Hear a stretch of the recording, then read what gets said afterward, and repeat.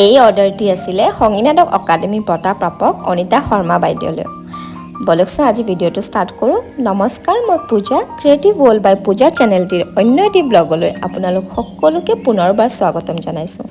আজি গহনা অৰ্ডাৰ নাছিলে আজি আছিলে চিটিপটি অৰ্ডাৰ যেটো অনিতা শৰ্মা বাইদেৱে মোলে দিছে ইয়াতে আপোনালোকৰ প্ৰশ্ন হৈছে চাগে ইমান গেলা গৰমত এইজনী আকৌ কেলে হুডিটো পিন্ধি আছে ৰব এইখিনিতে কৈলো যে এই ভিডিঅ'টো আসলতে এতিয়াৰ নহয় জানুৱাৰী মাহৰে হয় মই বুজি পাইছো বাৰু বহুত দেৰি হ'ল ভিডিঅ'টো দিয়াত কিন্তু